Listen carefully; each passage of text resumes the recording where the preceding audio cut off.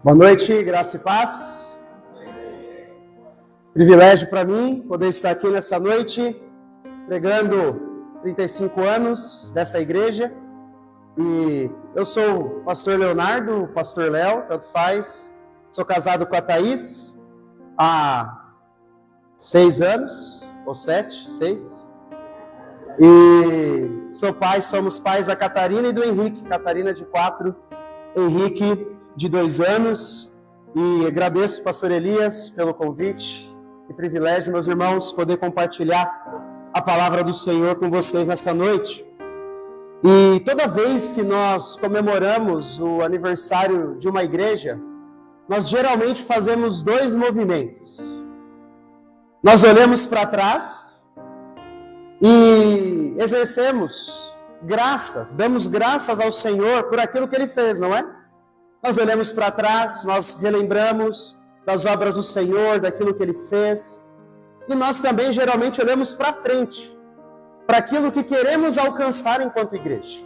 O pastor Elias falou da missão, da visão, daquilo que a igreja aqui quer alcançar. Nós geralmente fazemos esses 2 movimentos. E eu peguei o boletim da igreja há algum tempo e havia lido, que a missão da igreja é ser um sinal visível do reino, amando a Deus, fazendo discípulos e servindo a comunidade. E sabe, algo me chamou muito a atenção nessa missão. Essa missão me chamou a atenção porque ela é uma missão extremamente bíblica.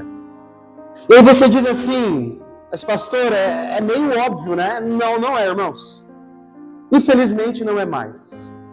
Muitas igrejas já não lembram daquilo que o Senhor as chamou para fazer. E transformam em uma missão aquilo que não vem da Escritura.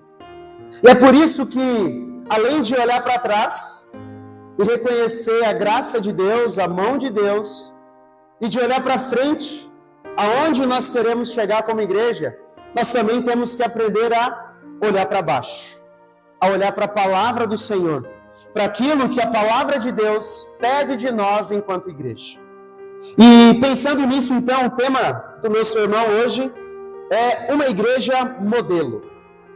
Uma igreja modelo. A Bíblia fala muito sobre igreja. Fala muito sobre a doutrina da igreja. Sobre como devemos viver a igreja, como devemos cuidar da igreja, como devemos tomar decisões na igreja. E a Bíblia também fala sobre o que é uma igreja modelo. E o meu desejo aqui, então, nessa noite, é que a gente possa sair daqui, especialmente vocês, amados irmãos, da Terceira Igreja Batista de Foz do Iguaçu, dizendo assim: essa é a igreja que queremos continuar sendo. Essa é a igreja que queremos continuar sendo, que oraremos para ser cada dia a mais. Não porque eu falei, eu não sou ninguém, mas porque vem da palavra do Senhor. Por isso, eu queria convidar você a abrir a sua Bíblia na primeira carta de Paulo aos Tessalonicenses. Primeira de Paulo, a igreja na cidade de Tessalônica.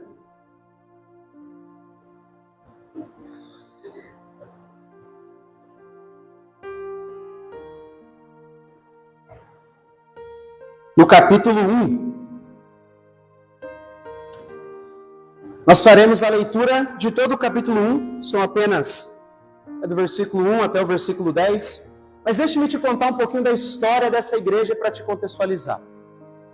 Bom, Paulo e Silas estavam em uma viagem missionária, no que hoje é em Atos, capítulo 17. E então eles começam a pregar. Paulo vai na sinagoga, como era de costume, ele pregava primeiro aos judeus, e ele começa a anunciar a palavra, e diz o texto que numerosa multidão decide então seguir a Jesus. Paulo e Silas, mas eles não os acham, e então eles prendem esse irmão, e levam alguns presos, e depois disso, dessa perseguição, a própria igreja envia Paulo e Silas para outra cidade. O que isso quer dizer? Quer dizer que o processo de plantação dessa igreja foi cortado no meio. Paulo não havia, por assim dizer, completado o discipulado. não havia fechado o processo de plantação. Ele ficou ali poucas semanas, entre 3 e um pouquinho mais, na cidade de Tessalônica. Não deu tempo de explicar tudo.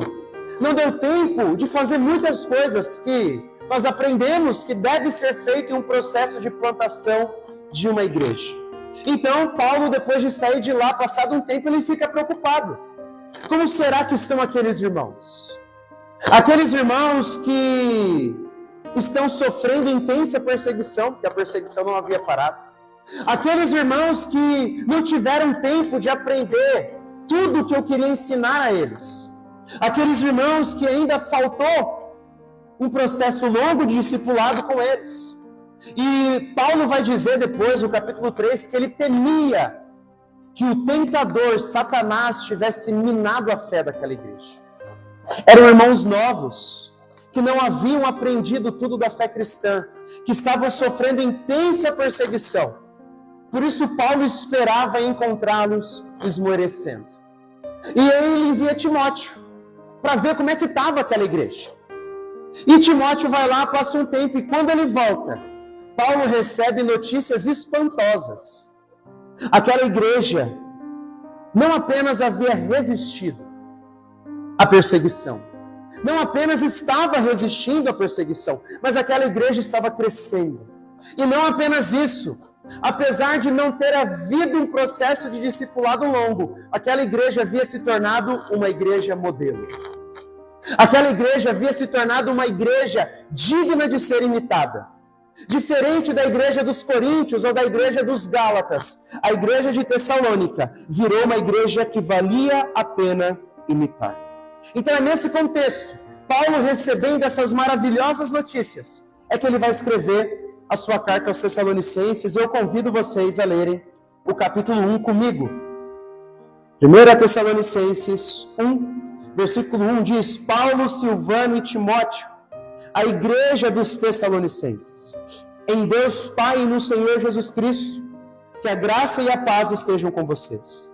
Sempre damos graças a Deus por todos vocês, fazendo menção de vocês em nossas orações, e sem cessar, lembrando-nos diante do nosso Deus e Pai, da operosidade da vossa fé, da dedicação do amor de vocês, e da firmeza da esperança que tem em nosso Senhor Jesus Cristo.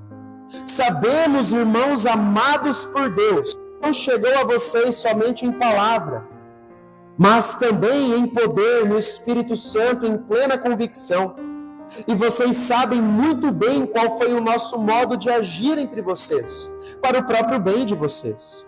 E vocês se tornaram nossos imitadores, falam sobre como foi a nossa chegada no meio de vocês, e como, deixando os ídolos, vocês se converteram a Deus, para servir o Deus vivo e verdadeiro, e para aguardar dos céus o seu Filho, a quem ele ressuscitou dentre os mortos, a saber, Jesus, que nos livra da ira vindoura. Até aqui, que o Senhor possa abençoar a sua santa palavra. Então, como eu disse, Paulo, nesse primeiro capítulo, ele vai exercer gratidão. Ele vai dar as suas ações de graças a Deus pelas marcas que ele havia ouvido que existia na igreja de Tessalônica. E por isso nós veremos quais são essas marcas e por que fazem dessa igreja uma igreja modelo. E nós vimos no versículo 1, então, que Paulo ele começa se apresentando, se dirigindo àquela igreja, e no versículo 2 ele diz: sempre damos graças a Deus por todos vocês, fazendo menção de vocês em nossas orações, e sem cessar, lembrando-nos diante de Deus e Pai, da operosidade da fé que vocês têm, da dedicação do amor de vocês, e da firmeza da esperança que vocês têm em Jesus Cristo. No versículo 3 aqui nós já vemos 3 características daquela igreja que fizeram o coração de Paulo explodir de alegria. Que fizeram o coração de Paulo explodir em ações de graças diante do Senhor. E a primeira dessas características, Paulo diz que era a operosidade da fé daqueles irmãos. Uma fé operosa, ou uma fé que trabalha. Os irmãos em Tessalônica eram marcados por uma fé que trabalhava, por uma fé que colocava a mão na massa. Bom, a fé nós sabemos que é a confiança em Deus, não é? Fé é a confiança que nós temos em Deus, daquilo que Jesus fez por nós. E nós somos salvos somente pela fé. Nós cremos nisso, defendemos isso. Somos salvos somente por meio da fé em Jesus, o nosso bendito Senhor. Mas essa fé que entra em nosso coração como um presente de Deus, ela não permanece vazia. Essa fé produz obras. É por isso que Tiago diz que a fé sem obras é morta. Deixa-me contar uma ilustração. Imagine que eu chego aqui diante de vocês e diga assim: eu acabei de ser atropelado por um bitrem, por uma carreta. Assim, ela passou nas minhas costas com um pneu e na minha cabeça. Mas eu estou aqui, estou pregando para vocês. Vocês iriam acreditar ou não? Claro que não. Sabe por quê? Porque é impossível você ser atropelado por uma carreta e permanecer o mesmo.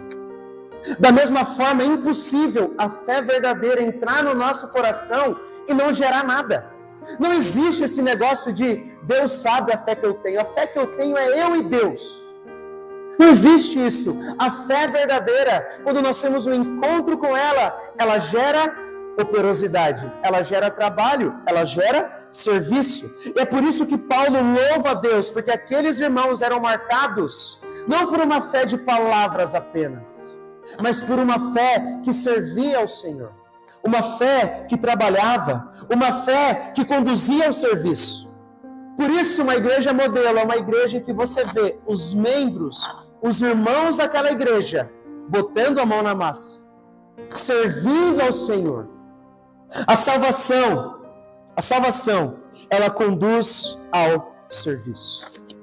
Por isso, meus irmãos, a primeira marca de uma igreja modelo, segundo o apóstolo Paulo, segundo Deus, então, é uma igreja que tem uma fé que trabalha. Irmãos que colocam a mão na massa. Irmãos que querem servir. Mas ele continua. E depois de dizer e louvar a Deus pela operosidade da fé da igreja em Tessalônica, Paulo também louva a Deus e diz que uma segunda marca deles era que eles tinham um amor dedicado, ou talvez na sua tradução, um amor abnegado, ou um amor que se esforça. Paulo está falando de um amor que soa, um amor que derrama suor. Você entende?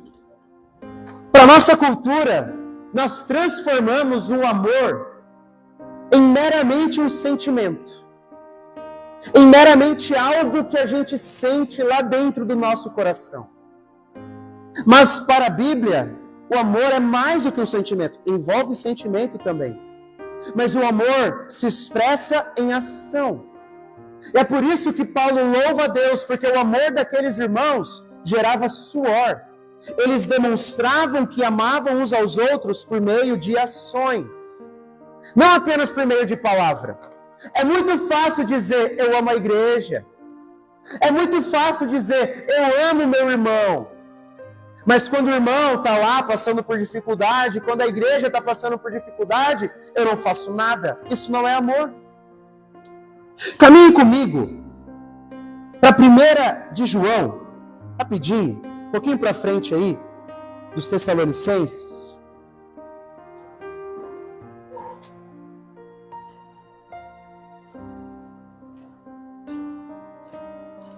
Capítulo 3.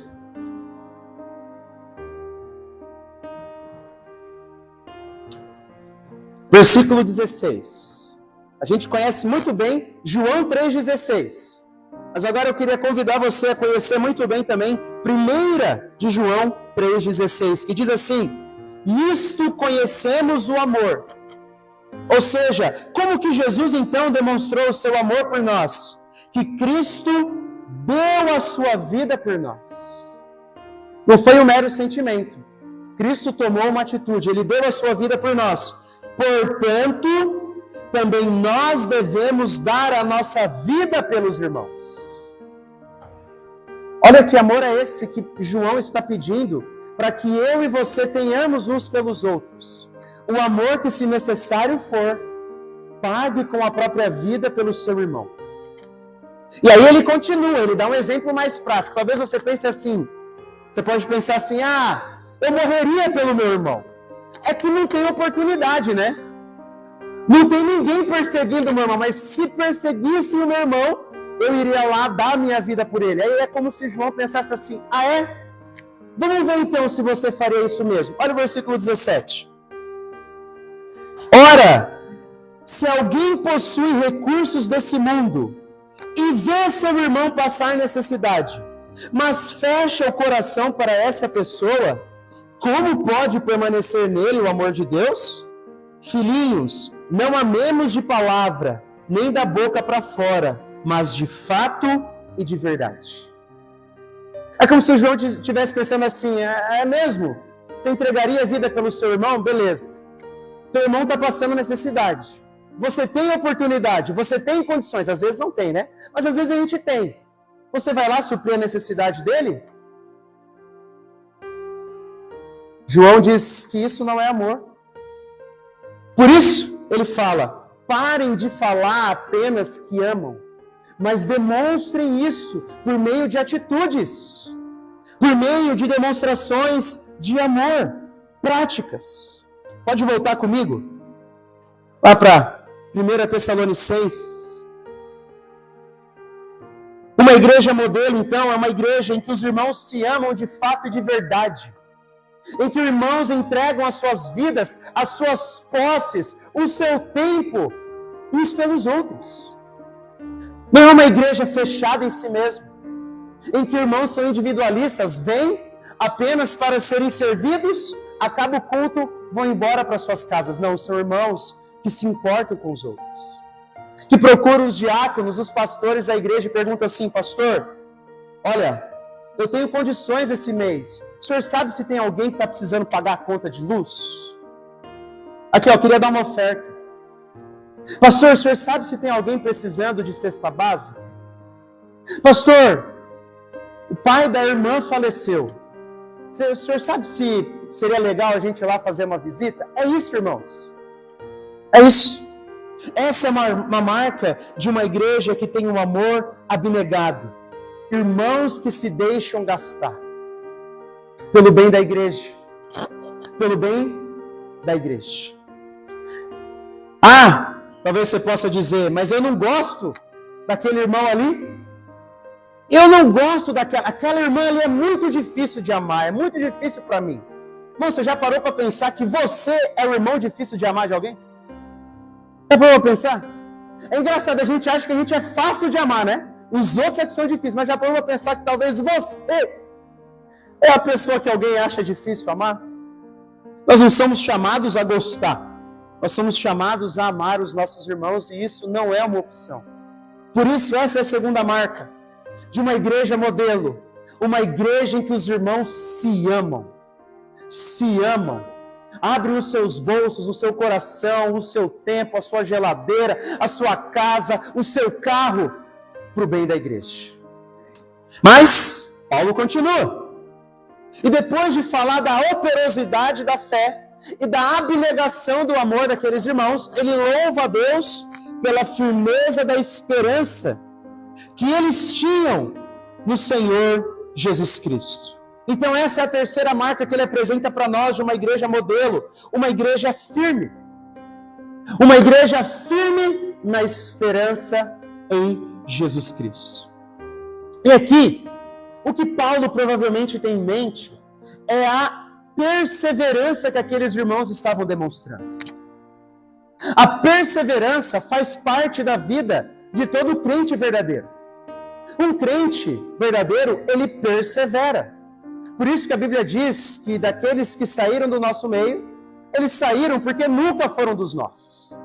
O crente que é alcançado pela graça, ele é sustentado pelo Senhor e ele persevera até o fim. E Paulo está provavelmente falando disso aqui quando ele diz da firmeza da esperança deles. Eles eram firmes, perseverantes. E a perseverança aqui no livro dos Tessalonicenses e na Bíblia, ela tem duas facetas. Primeiro, é a perseverança em meio ao sofrimento. A perseverança em meio à perseguição. Como eu disse, esses irmãos estavam sofrendo perseguição, mas eles estavam firmes com o Senhor. Hoje, nós não sofremos mais perseguição como os Tessalonicenses. Não, nós aqui no Brasil, né? Não de maneira violenta, mas nós enfrentamos oposição pela nossa fé. Nós enfrentamos a oposição pela nossa fé. Algum tempo atrás, lá na nossa igreja, nós batizamos uma irmã que estava vindo do islamismo. E ela foi posta para fora de casa pelo marido com seus 4 filhos, porque ela quis seguir Jesus. Aqui em Foz do Iguaçu. Aqui em Foz do Iguaçu. Isso acontece. Talvez você, quando se converteu e decidiu seguir a Cristo, você enfrentou oposição no seu trabalho. Você enfrentou oposição na sua família. Mas os crentes verdadeiros, eles permanecem fiéis ao Senhor. Uma igreja modelo, ela permanece fiel ao Senhor em meio ao sofrimento, mas também a segunda faceta da perseverança, permanece fiel em meio às tentações. Paulo vai dizer lá no capítulo 3 que ele temia que o tentador tivesse minado a fé dos Tessalonicenses. Quando uma igreja, meus irmãos, quer viver essas verdades, ela vai enfrentar a oposição do mundo e de Satanás. Mas ela, apesar dos ataques e das feridas, permanece perseverando, fiel ao Senhor. E por isso essa igreja era uma igreja modelo. Perseveravam em meio às dificuldades. Mas perceba um detalhe.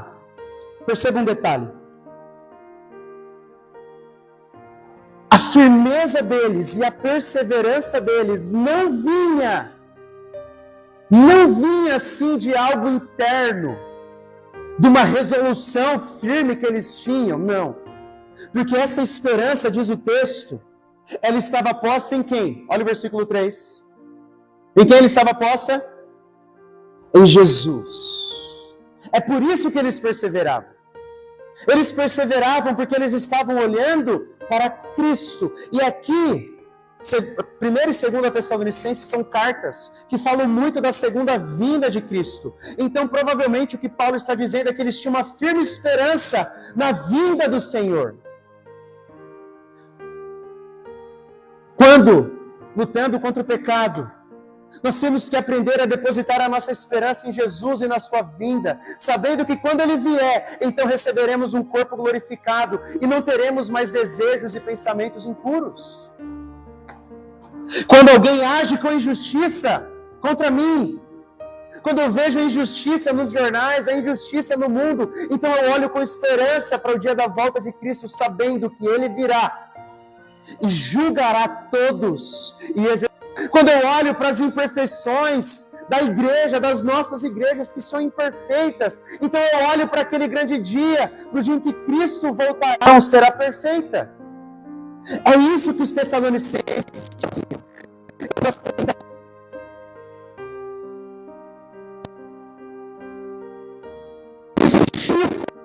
Esperança. E por causa de Cristo, então, eles perseveravam em meio às dificuldades. Uma igreja modelo é assim. Satanás vem, o mundo a ataca, o pecado do nosso próprio coração nos tenta, mas ela persevera, não pela própria força, mas pela fé em Jesus e pelo agir do Espírito Santo. Essa é a quarta marca. Nós já vimos as 3 primeiras no versículo 3, mas agora Paulo ele entra no versículo 4. E olha só o que ele diz. Sabemos, irmãos amados, porque o nosso evangelho não chegou a ser somente em palavra, mas também em poder e plena convicção. Ele diz que ele reconhece que aqueles irmãos eram eleitos de Deus, eram irmãos escolhidos por Deus. Assim como Deus escolheu a nação de Israel no Antigo Testamento e não os babilônios, os amorreus, enfim, Deus escolheu pessoas para fazerem parte do seu povo no Novo Testamento, a igreja. E essa eleição, ela se manifesta em obras, mais uma vez, exteriores. Por isso Paulo podia olhar para aqueles irmãos e dizer: eu sei que vocês são eleitos por Deus, eu sei que vocês fazem parte do povo de Deus. Sabe por quê? Porque aí nessa igreja, é uma igreja que tem o agir do Espírito Santo. Ele diz, no versículo 5, que o evangelho havia chegado naquela igreja, não somente em palavra, mas em poder no Espírito Santo. Por que Paulo diz isso? Bom, a fé vem pelo ouvir, não é? É preciso usar palavras, mas é preciso muito mais do que palavras, para que uma pessoa tenha o seu coração de pedra quebrado, para que uma pessoa tenha suas vendas tiradas, é preciso do agir do Espírito Santo. É preciso do agir do Espírito de Deus. Para que uma igreja tenha uma fé que opera, um amor abnegado e uma esperança firme, é preciso do agir do Espírito Santo. É por isso que essa é a quarta marca de uma igreja modelo. É uma igreja em que o Espírito Santo está agindo, está convertendo pessoas, está restaurando casamentos, está tirando pessoas do pecado. Irmãos estão se arrependendo de suas vidas pecaminosas, estão se entregando ao Senhor, vivendo em santidade ao Senhor. A igreja em Tessalônica era uma igreja que tinha o agir do Espírito Santo. E perceba o detalhe: o agir do Espírito Santo por causa dessas marcas aqui. Você não vê Paulo dizendo: eu sei que vocês são uma igreja que o Espírito Santo age, porque cai um monte de gente no meio do culto. Ele não diz isso. Porque tem um monte de manifestações miraculosas. É claro que isso é manifestação do Espírito Santo. Nós vemos isso no ministério apostólico. Mas se você lê Atos 17, a plantação da igreja em Tessalônica, não vemos nenhum relato. Nenhum relato. Paulo está falando aqui daquela ação do Espírito Santo na vida comum da igreja. Às vezes a gente espera, e devemos esperar, grandes manifestações do Espírito. O Espírito é o Senhor. É a terceira pessoa da Trindade, é claro que devemos esperar, mas aí nós ficamos cegos para as pequenas coisas, para o agir do Espírito Santo na vida comum. Mas uma igreja modelo, ela é marcada por esse agir do Espírito Santo, transformando irmãos, transformando vidas, transformando casamentos, fazendo com que a palavra pregada cause mudança, sejam descrentes, sejam crentes. Mas Paulo, ele continua. E depois de dizer que aquela igreja era uma igreja que estava recebendo da ação do Espírito Santo, ele também diz que a marca de uma igreja modelo é de uma igreja que imita o Senhor. Perceba que ele diz assim, que vocês sabem no final do versículo 5, muito bem qual foi o nosso modo de agir entre vocês, para o próprio bem de vocês. Versículo 6. E vocês se tornaram nossos imitadores e do Senhor. Até aqui. Se tornaram nossos imitadores e imitadores do Senhor. Uma igreja modelo é uma igreja que copia. Olha que paradoxo. Hoje nós vivemos no tempo da intensa criatividade. E a gente até assim usa o termo meio pejorativo, né? Ah, fulano copiou. A gente quer ser criativo. A gente quer ser autêntico. As igrejas querem ser autênticas, querem trazer algo de novo, querem trazer um diferencial. Mas Paulo está dizendo que as igrejas têm que quererem o quê? Imitar. E imitar quem? Jesus. E os fiéis seguidores de Jesus. Uma igreja modelo é uma igreja que imita. Irmãos, deixa eu fazer uma pergunta para você. Geralmente, nós focamos, quando lemos os evangelhos, ou quando falamos dos evangelhos, nós focamos geralmente em quê? No nascimento de Jesus, da morte de Jesus e a ressurreição de Jesus. Pelo menos todo ano a gente lembra do nascimento, em dezembro, e a gente lembra da morte e ressurreição na Páscoa. E parece que o nosso foco está apenas nisso, no nascimento, morte e ressurreição de Jesus. E nós não temos que parar de focar nisso, a gente tem que focar mais. Só que a gente se esquece que os evangelistas, eles gastaram a maior parte dos livros deles falando sobre o quê? A vida de Jesus. Já parou para pensar? Entre Mateus ali, capítulo 2 e 3, e Mateus, capítulo 24, 25, 26, tem 20 e tantos capítulos.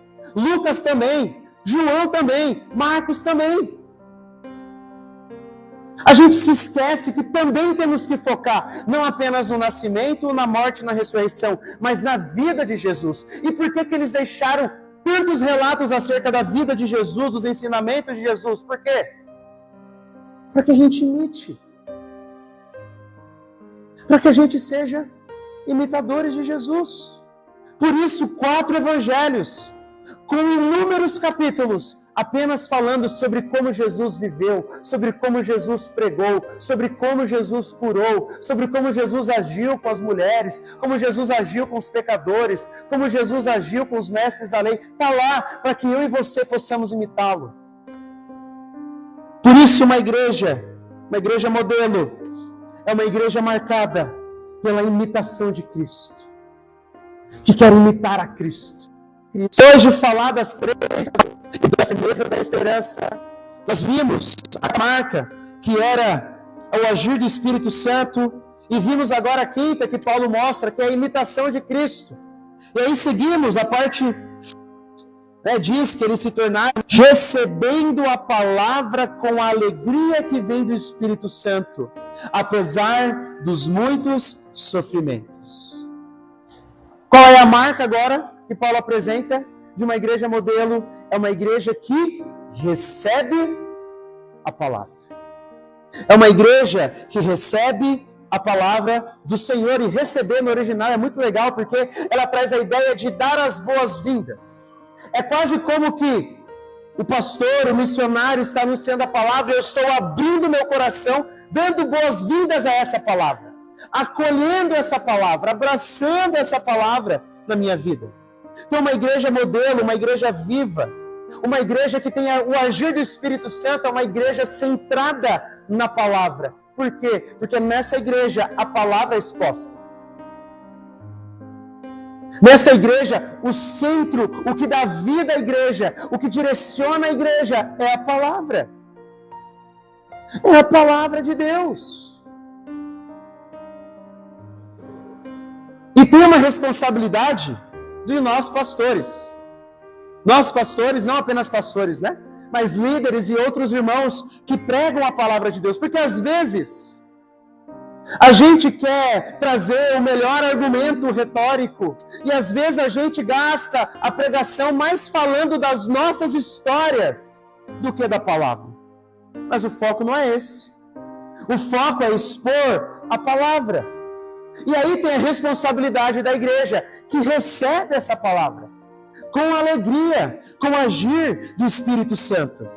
A igreja precisa ouvir, ter reverência pela palavra. A gente às vezes percebe isso, os pastores aqui que pregam em várias igrejas percebem. Às vezes vai pregar em uma igreja, aí começa a pregar, parece que vem o espírito do banheiro. Não parece?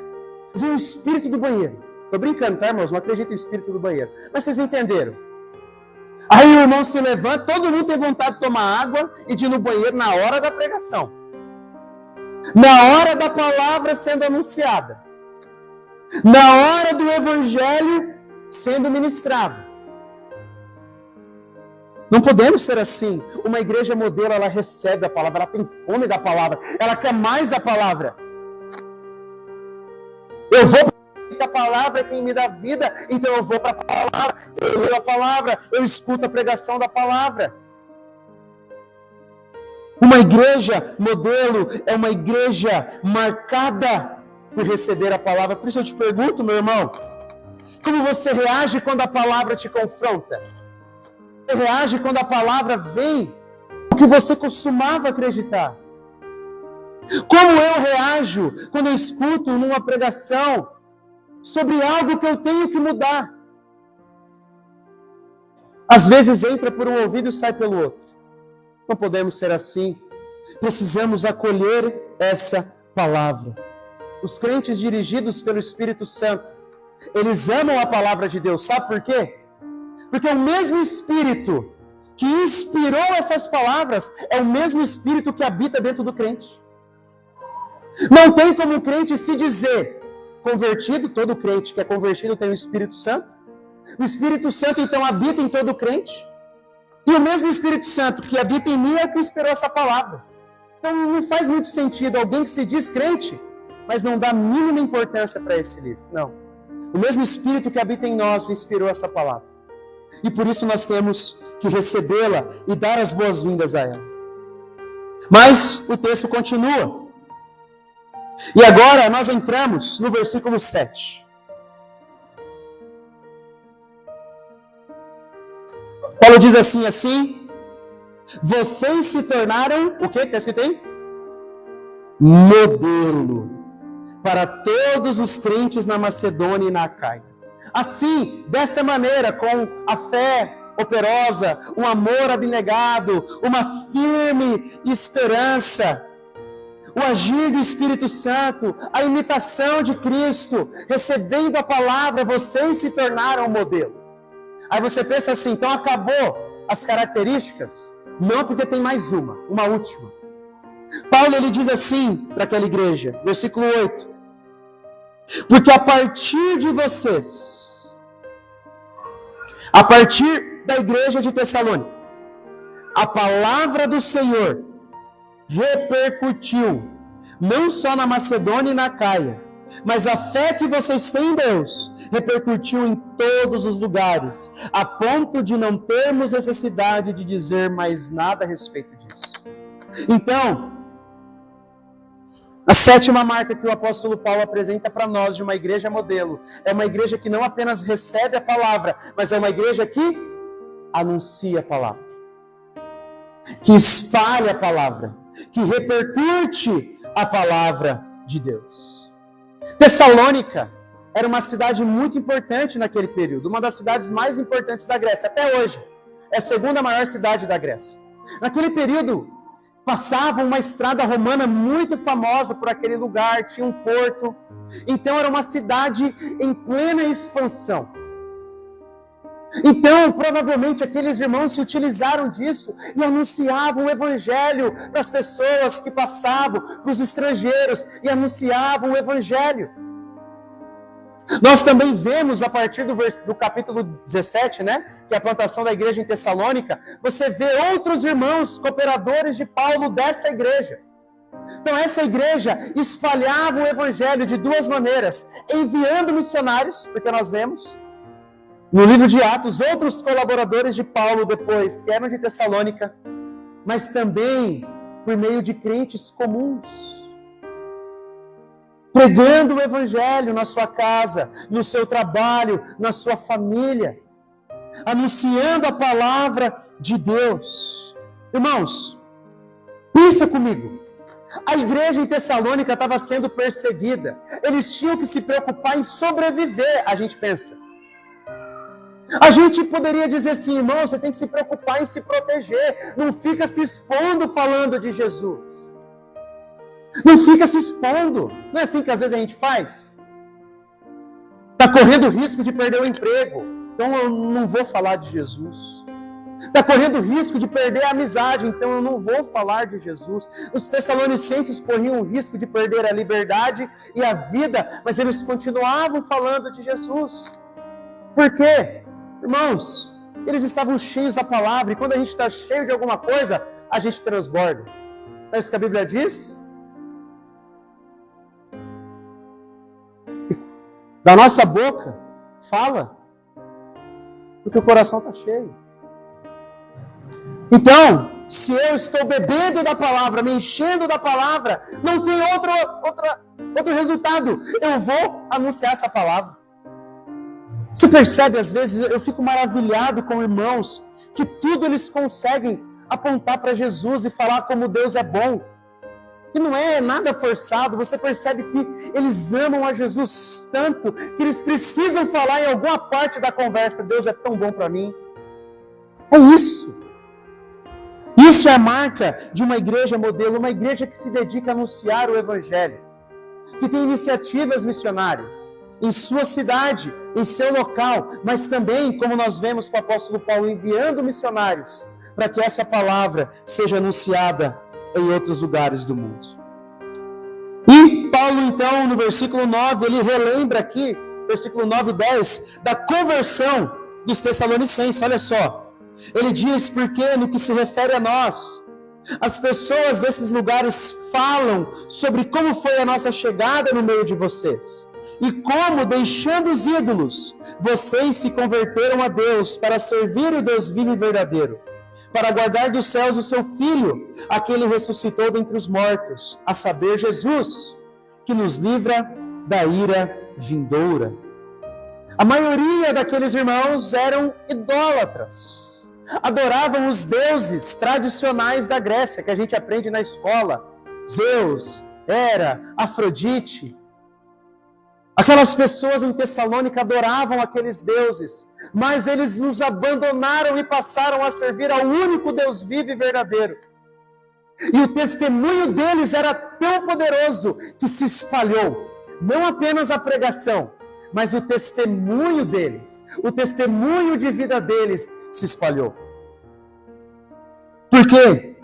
Porque quando nós estamos anunciando o Evangelho, nós precisamos usar palavras, com certeza, mas as pessoas também são impactadas pela nossa maneira de viver, não é?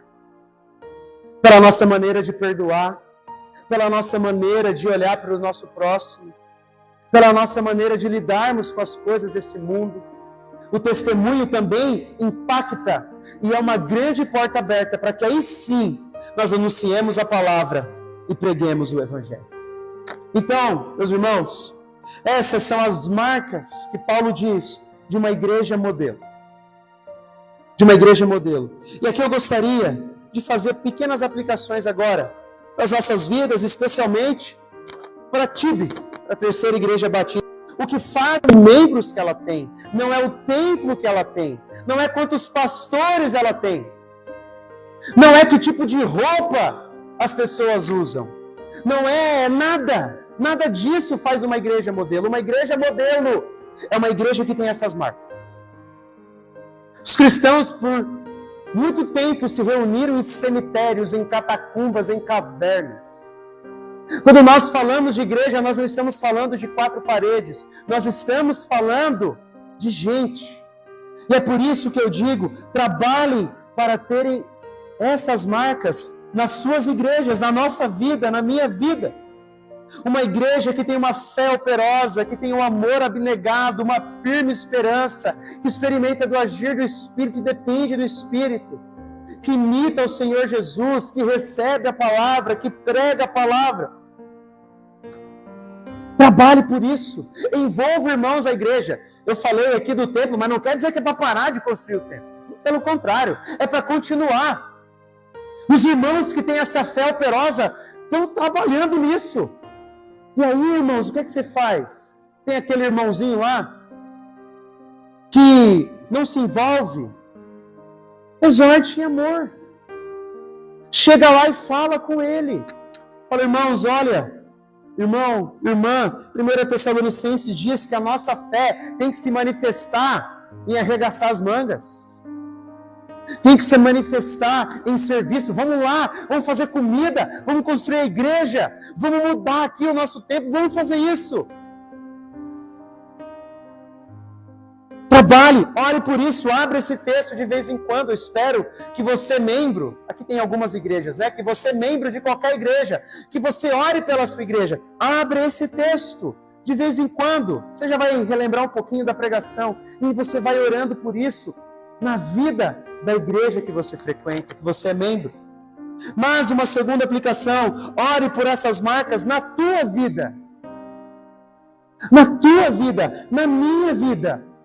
Eu preciso me confrontar com esse texto. Eu tenho essa fé que opera? Essa fé que serve? Ou eu prefiro ser servido?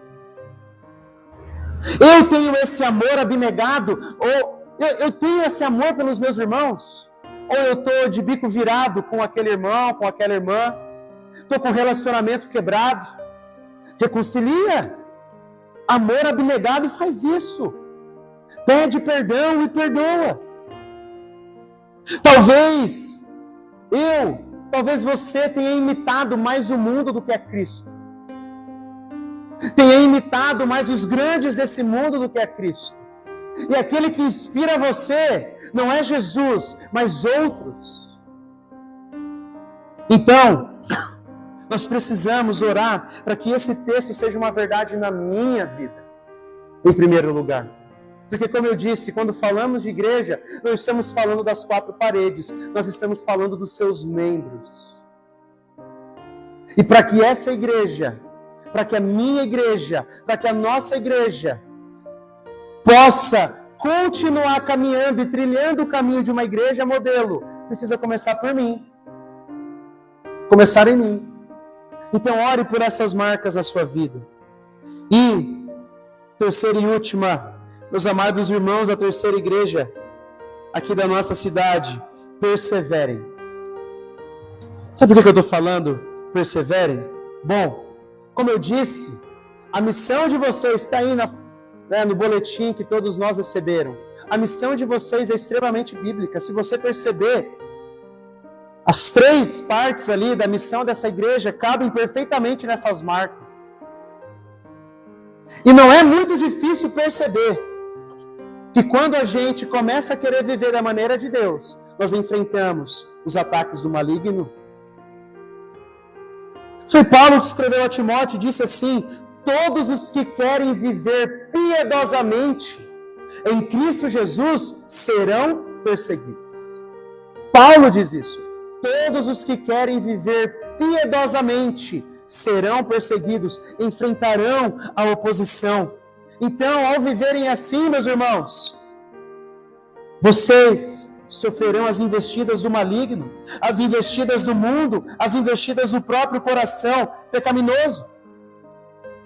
Vocês estão passando por isso. Tem uma construção aqui. Com certeza vocês estão passando um desafio financeiro, porque construção não é barato. O pastor nem precisa me dizer, mas com certeza, construção não é barato. E às vezes a gente desanima, parece que não vai para frente, parece que não tem gente, parece que vai faltar, mas aí você tem que se lembrar dessas palavras, de que nós vamos enfrentar oposição, mas a igreja de Cristo persevera. Persevera não pela própria força, mas pelo Espírito Santo e pelo próprio Cristo, que foi Ele quem disse que a sua igreja perseveraria. Então, meus irmãos, essas marcas trazem lutas e desafios. Trazem. Mas acima de tudo, e mais importante, elas trazem a alegria e a aprovação do Senhor. Esse é o nosso desejo.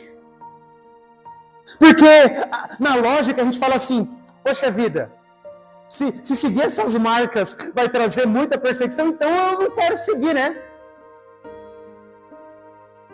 O nosso maior desejo tem que ser agradar ao Senhor e agradar ao nosso pastor supremo. O nosso pastor supremo é quem? Jesus. Ele é o mais interessado nessa igreja aqui, meu irmão. Não é o pastor Elias, não é a igreja batista, não é o mais interessado nessa igreja quem? Jesus. O mais interessado nessa igreja é o pastor supremo dela. E nós só estamos comemorando 35 anos de igreja por causa dele. Nós só temos perdão por causa dele. Nós só vemos a igreja crescendo por causa dele. Ele deu tudo por nós. Nós também somos chamados a entregar toda a nossa vida por ele, a viver para agradar a ele. Então, amada igreja, que vocês continuem crescendo nessas marcas e continuem sendo uma igreja modelo para esse bairro, para essa cidade, para esse estado e para o mundo inteiro. Amém? Vamos orar?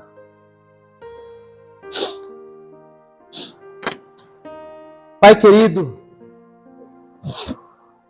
nós louvamos ao Teu nome pela Tua bendita palavra, Senhor. Obrigado porque nós temos o privilégio de lê-la em nossa língua, de abri-la, de folheá-la. Quantos irmãos nossos ao redor do mundo não têm esse privilégio, Senhor? Não têm o privilégio de ler o que o Senhor deixou para nós. Não têm o privilégio de lerem 1 Tessalonicenses capítulo 1, como nós tivemos essa noite. Senhor, eu oro pela minha vida, pela vida dos meus irmãos, pela vida das igrejas aqui representadas, mas especialmente pela vida da terceira igreja, que nessa noite comemora 35 anos de vida. Senhor, que essas marcas sejam cada vez mais presentes em nosso meio. Que a gente viva para manifestá-las. Que a gente gaste a nossa vida para manifestar essas marcas em nossas vidas, Senhor. Deus bendito, nós louvamos o Teu nome. Nós louvamos o Teu nome, porque o Senhor é bom e a Sua misericórdia dura para sempre. E porque o Senhor é o pastor supremo dessa igreja. Portanto, que essa igreja, Senhor, continue seguindo a Tua voz, a Tua palavra, a Tua direção, e que ela alcance, sim, alcance essa visão, essa missão de sinalizarem o reino de Deus aqui nessa cidade, Senhor. Faça isso, não para a glória dessa igreja, mas para a glória do nome de Jesus Cristo. A Ele toda a honra, a Ele toda a glória, porque foi Ele quem morreu por nós, mas não apenas morreu, que ressuscitou, e hoje está à destra de Deus, intercedendo por cada um de nós, intercedendo por essa amada igreja. Confiados nele, então, é que nós oramos. Amém.